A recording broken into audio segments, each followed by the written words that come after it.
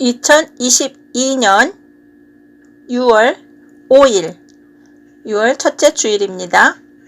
오늘의 말씀은 디모데전서 2장 2절 말씀 한 절 보시겠습니다. 디모데전서 2장 2절 말씀. 임금들과 높은 지위에 있는 모든 사람을 위하여 하라. 이는 우리가 모든 경건과 단정함으로 고요하고 평안한 생활을 하려 함이라. 아멘. 오늘의 말씀은 제목은 현충일을 맞이하는 자세입니다. 현충일을 맞이하는 자세. 현충일은 다른 국경일과는 또 다른 의미가 있습니다. 국기를 달 때에는 조기를 달아 슬픔을 나타냅니다.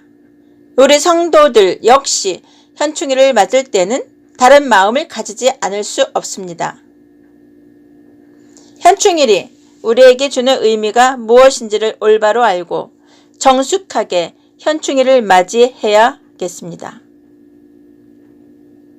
또 현충일을 당의 선진들의 희생과 헌신의 자세를 돌이켜 볼 때 나라를 위하고 민족을 사랑하는 우리의 마음이 올바른지 다시 한번 되새겨 보아야 하겠습니다. 나라를 위한 기도가 있습니다. 시편 보시면 50편 15절에 보시면 환난 날에 나를 부르라. 내가 너를 건지리니 내가 나를 영화롭게 하리로다. 라는 시편 50편 15편 말씀에 이거를 붙잡고 우리가 나라를 위한 기도를 많이 해야 될 줄 믿습니다. 그렇다면 본문의 디모데전서 2장 2절 말씀은 임금들과 높은 지위에 있는 모든 사람을 위하여 하라. 이는 우리가 모든 경건과 단정함으로 고요하고 평안한 생활을 하려 함이라 라는 말씀이었습니다. 그럼 우리가 지도자들을 위한 기도를 해야 될 줄 믿습니다. 현충일 때는 순국 선열을 위한 묵념 시간이 있습니다. 그 시간에 우리는 여러 가지 희생을 아끼지 않고 나라를 지키고 민족 간에 우리는 여러 가지 희생을 아끼지 않고 나라를 지키고 민족을 보존하는 등 우리 후손들을 위해 애쓰는 분들의 그 귀중한 뜻을 생각해 봅니다. 그러나 거기에다가 우리 성도들은 우리나라와 민족을 위해 기도하는 시간을 가져야 하겠습니다. 물론 현충일에만 시간을 가질 것이 아니라 늘 한결같은 마음으로 나라와 민족을 위해 기도해야 하는 것입니다. 먼저 기도해야 할 것은 나라의 정치, 경제, 신앙, 지도자들을 위해 기도하는 것입니다. 우리는 각자의 정치적 입장에 따라 여야가 다르고 지지하는 정당이 다를 수 있습니다. 그럼에도 불구하고 자기의 정치적 입장을 떠나 현재 나라를 통치하고 있는 이들을 위해 기도하는 것은 하나님의 명령입니다. 하나님의 명령. 디모데전서 2장 2절 말씀에 사람들은 비판하기를 좋아합니다. 그러나 우리 성도들은 비판에 앞서 그들이 하나님을 두려워하고 백성들을 사랑하는 마음으로 정치하도록 기도해 주어야 합니다. 하나님께서는 우리의 기도에 응답해 주시고 여러 가지 어려운 문제들을 해결해 주실 것입니다.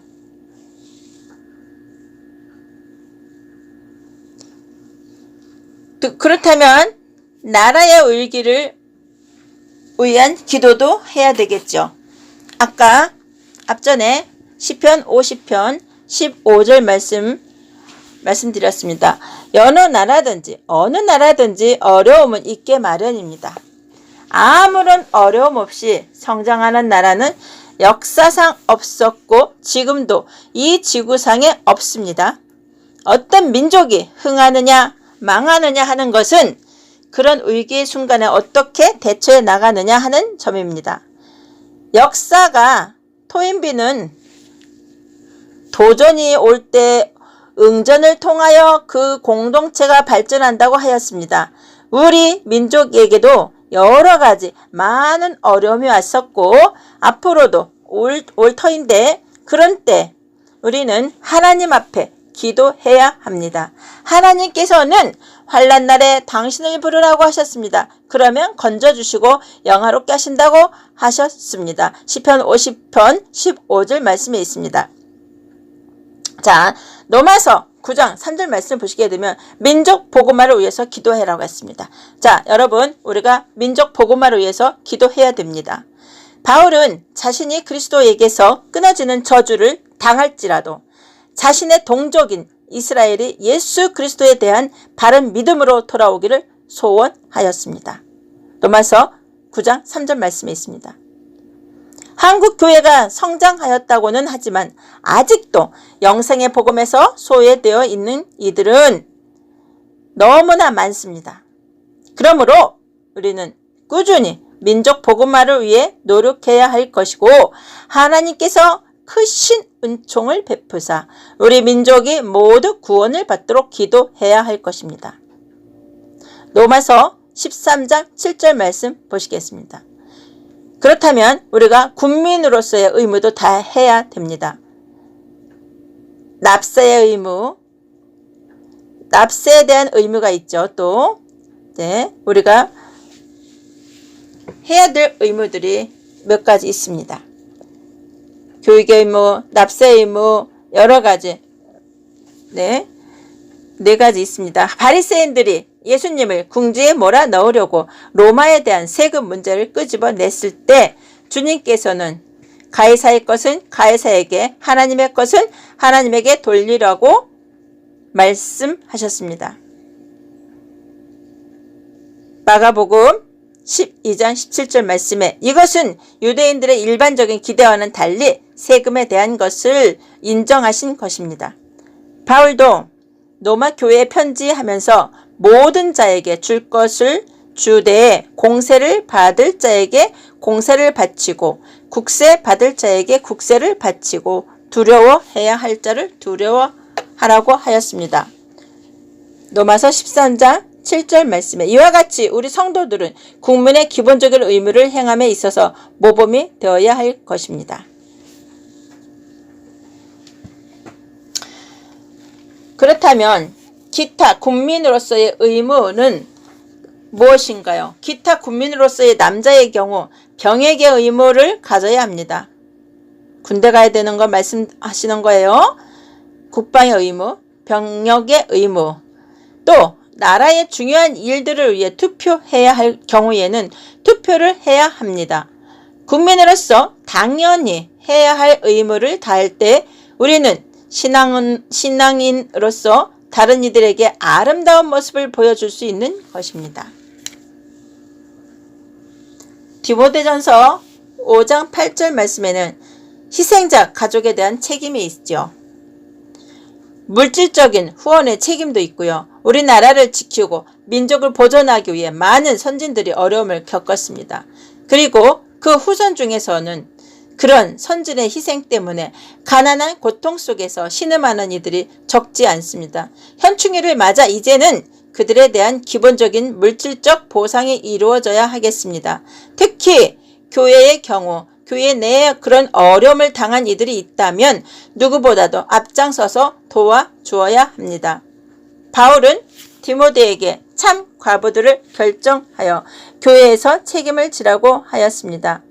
디모데전서 5장 3절 말씀에는 생활력이 없는 사람들은 국가도 책임져야 하겠지만 교회 내에서는 우선 교회 자체가 그들을 책임져야 할 것입니다.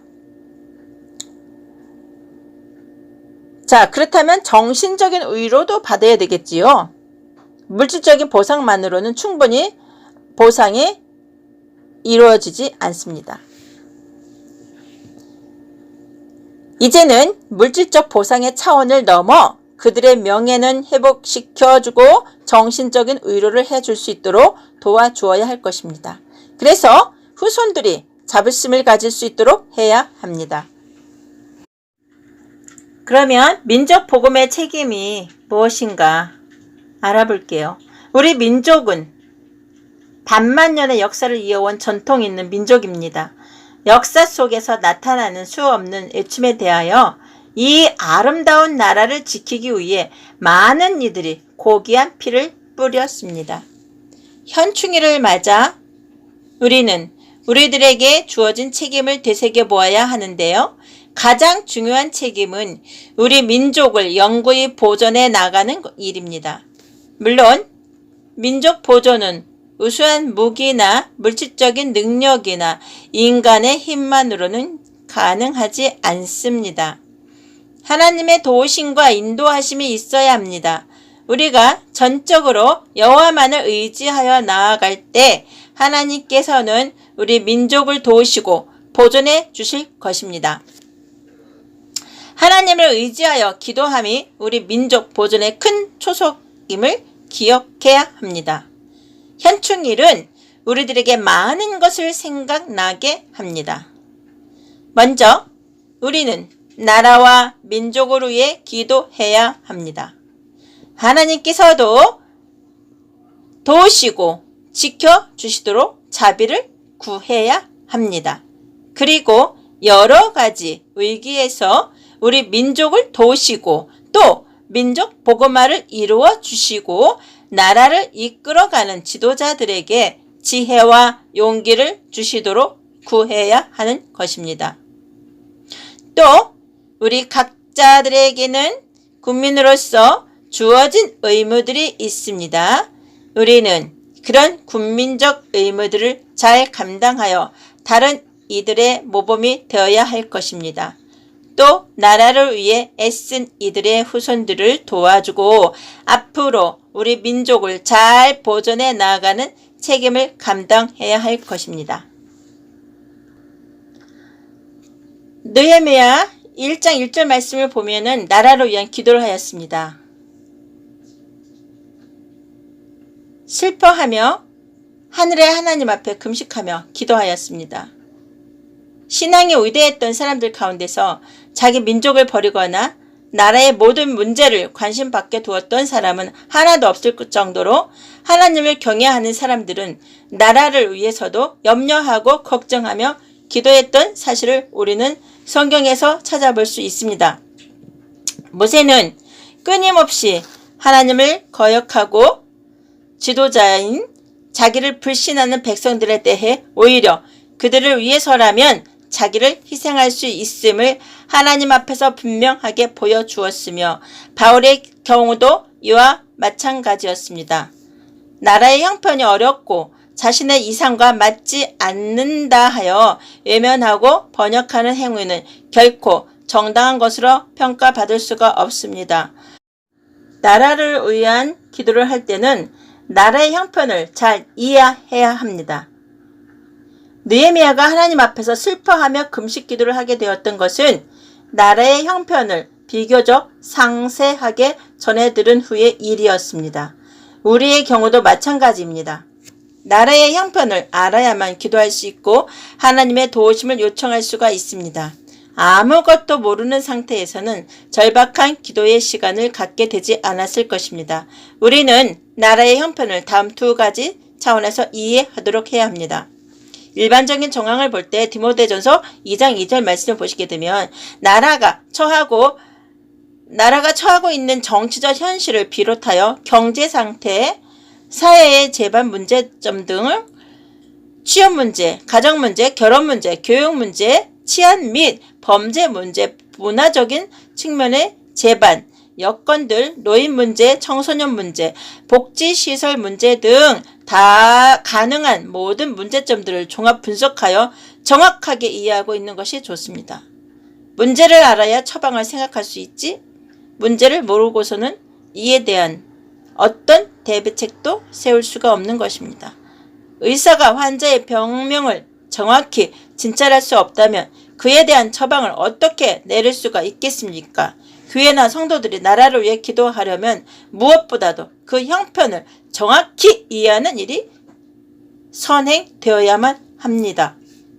그리고 영적 상태를 파악해야 됩니다. 일반적인 정황 이외에도 나라가 처하고 있는 영적인 상태, 즉 하나님과의 관계를 정확하게 이해하고 이 문제를 위해서 기도해야 합니다. 비록 모든 외적 형편들이 문제가 될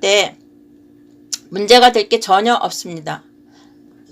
영적으로 전혀 없다 하더라도 영적으로 죽어 있다면 문제가 심각한 것이기 때문에 뜨거운 기도가 요청됩니다. 우리는 니느웨 성의 문제가 외형적인 것이 아니었음을 잘 알고 있습니다.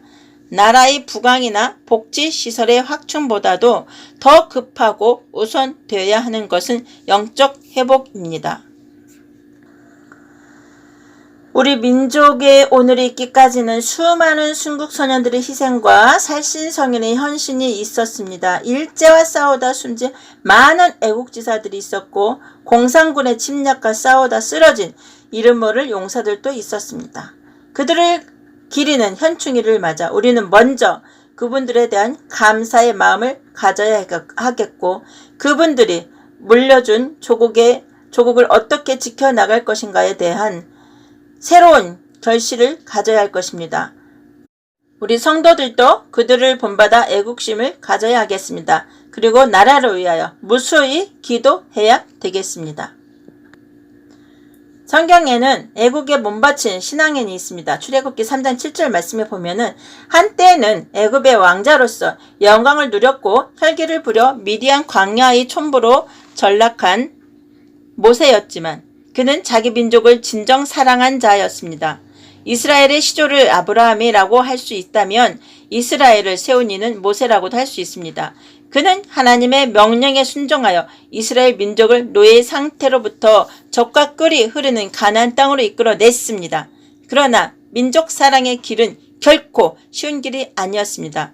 이스라엘 민족은 번번이 하나님께 반역하며 불순종하였고 그로 인해 여러 가지 광야의 환난과 고통이 떠나지 않았습니다. 심지어는 모세를 대적하여 고라와 다단과 아비람이 일어서기도 하였습니다. 그러나 모세의 민족을 사랑하는 마음과 하나님께 대한 신앙이 있었기에 이스라엘 민족을 사랑하는 마음과 하나님께 대한 신앙이 있었기에 이스라엘 민족은 해방되어 자유를 누릴 수 있었던 것입니다. 로마서 9장 1절에도 성도의 애국심이 있지요. 성도의 애국심. 참된 신앙 안에서의 애국심 많은 바울은 예수 그리스도만이 참된 생명의 길임을 확신하였습니다. 그래서 그토록 복음을 대적하고 그리스도를 거역하는 자기 민족이 예수님께 돌아올 수만 있다면 자기는 그리스도에게서 끊어질지라도 좋다고 하였습니다. 우리는 흔히 바울을 이방인의 사도라고 하지만 그가 얼마나 자기 민족을 사랑하였는가를 이를 통해 알 수 있습니다. 우리 성도의 진정한 애국심은 이런 것이 되어야 합니다. 즉 우리 민족을 주님께 돌리기 위해 모든 노력을 아끼지 않는 것, 심지어는 저주를 받을지라도 우리 민족의 복음화를 위해 노력하는 자세가 신앙 안에서의 참된 애국심이라 할 수 있을 것입니다. 로마서 13장 1절에도 권세들에게 복종하라고 했습니다. 그렇다면 구체적으로 어떻게 애국의 길을 걸을 수 있습니까? 우리가 애국하는 길은 먼저 위에 있는 권세들에게 복종하는 것입니다. 각 사람은 위에 있는 권세들에게 복종하라고 하였습니다. 권세는 하나님으로부터 왔고 권세를 거스르는 것은 곧 하나님을 거스르는 일이나 다름없기 때문입니다. 물론 이것은 잘못된 권세에 복종하라는 말이 아닙니다. 그러나 우리 성도들은 나라의 법을 무겁게 생각하고 지키는 자세가 필요합니다. 공세를 받을 자에게는 공세를 내리는 것이 예수님의 가르침인 것입니다. 한때는 정부에 대해 무조건 비판적이어야 애국자인 양 생각되던 시대가 있었습니다만 이제는 그때와 다르고 그에 못지않게 법과 권세들에게 복종하는 것이 중요함을 알아야 하겠습니다. 그러면 본문의 디모데전서 2장 2절 말씀에 우리가 임금들과 높은 주위에 있는 모든 사람을 위하여 하라. 이는 우리가 모든 경건과 단정함으로 고요하고 평안한 생활을 하려 함이라. 그리고 그 앞을 보시게 되면은 그러므로 내가 2장 1절 그러므로 내가 첫째로 권하노니 모든 사람을 위하여 간구와 기도와 도구와 감사를 하되. 자, 디모데전서 2장 말씀은 기도에 대한 하나님의 가르침이었습니다. 때로는 사랑의 비판도 필요하지만 그에 앞서 우리 성도들은 나라의 지도자들이 하나님을 두려워하고 백성들을 사랑하는 마음으로 이 나라를 이끌어갈 수 있도록 기원함이 필요한 것입니다. 하나님께 기도하면 반드시 응답해 주시기 때문에 성도의 기도는 100만 대군보다 더 강력하게 우리나라를 지켜줍니다. 시편 50편 15절 말씀에 있습니다. 참된 애국이 무엇인지 알기 때 어려운 때입니다. 이런 때 우리는 현충일을 맞아 순국 선열들의 의로운 희생을 알아보았습니다. 지금 우리 민족이 현재의 위치에 서 있게 된 것은 모두 그분들의 헌신과 희생이 있었기 때문입니다. 그러므로 우리들 역시 나라를 사랑하고 민족을 위해 에스더처럼 의로운 희생을 아가와하지 않아야 하겠습니다. 또 우리 성도들이 나라를 사랑하는 길은 지도자들을 위해 기도해주고 있는 권세들에 복종하는 것입니다. 성도의 애국은 불신자들과 달리 하나님께 대한 신앙 위에서 이루어져야 합니다. 자, 방금 전에 읽었듯이 디모데전서 2장 1절 말씀에 모든 사람을 위하여 간구와 기도와 도구와 감사를 하되 임금들과 높은 지위에 있는 모든 사람을 위하여 하라고 쓰여 있습니다. 기독교 신앙을 호국신앙이라고 비약해서 표현한다는 것은 문제가 있지만 신앙과 애국은 마치 톱니의 두 바퀴가 맞물려 있는 것과도 같다 하겠습니다. 아멘. 누구라도 성경을 주의 깊게 읽어보면 이와 같은 사실을 어렵지 않게 발견할 수 있는데 구약 성서 가운데에서는 말할 것도 없거니와 신약성서에서도 우리는 애국과 관련된 언급들을 종종 볼 수 있습니다. 애국과 관련된 언급들. 나라를 사랑하는 것은 성도의 기본적인 의무입니다. 따라서 우리는 어떠한 경우에도 애국하는 사람이 되어야지 매국하는 사람이 되어서는 안 되겠습니다. 성도의 애국은 다음 세 가지로 요약이 되겠습니다. 첫 번째, 나를 위해 기도하는 신앙을 가져야 됩니다. 애국하는 신앙의 첫 번째 요소는 나라를 위해서 기도하는 일입니다. 기도란 역사의 주권자이신 하나님의 팔을 움직이는 것이며 나라를 위기에서 구해낼 수 있는 강력한 힘이기 때문에 이를 소홀히 해서는 안 됩니다. 사무엘은 한 민족의 영적 지도자로서 나라를 위해 기도하기를 쉬는 것은 죄에 해당한다고 인식하고 있었으므로 이 죄를 범치 않으려고 부지런히 기도하기를 힘썼습니다. 우리에게도 이와 같은 인식이 필요합니다. 무슨 물건이든지 용도에 맞게 써야만 진가를 발휘하는 법이듯이 기도도 마찬가지인데 우리가 나라를 위해서 끈질기게 기도할 때 참으로 엄청난 변화가 일어나는 것을 묵도하게 될 것입니다. 그렇다면 우리는 나라를 바르게 이끄는 신앙을 가져야 되겠습니다. 애국하는 신앙의 마지막 한 가지 요소는 나라를 바르게 이끄는 것입니다. 아무리 나라가 융성하고 국민들이 윤택한 생활을 하더라도 바로 가고 있지 않다면 문제가 매우 심각하기 때문에 바르게 이끄는 것이 필요합니다.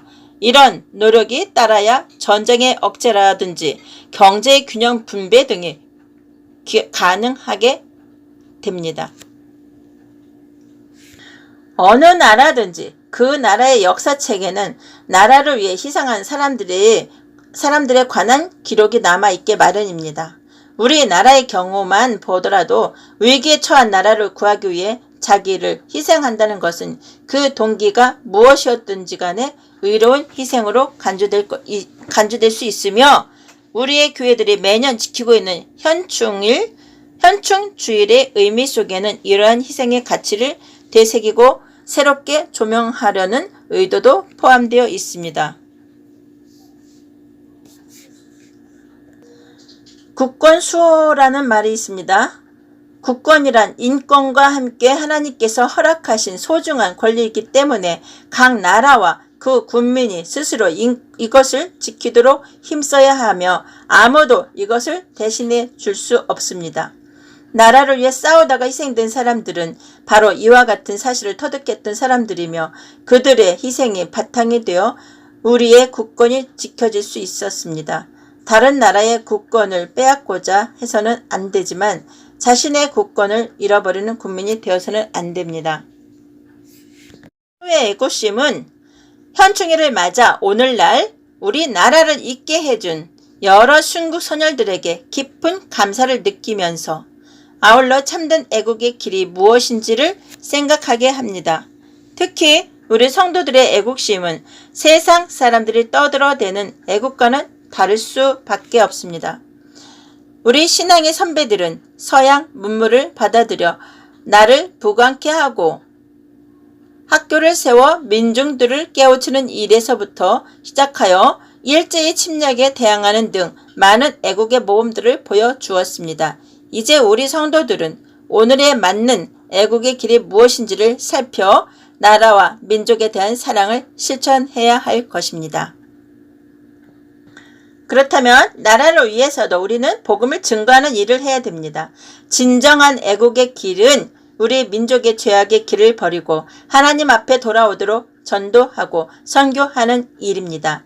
이 세상에 진리는 둘이 될 수 없습니다. 오직 예수 그리스도만이 참된 진리요 삶의 길이 되는 것입니다.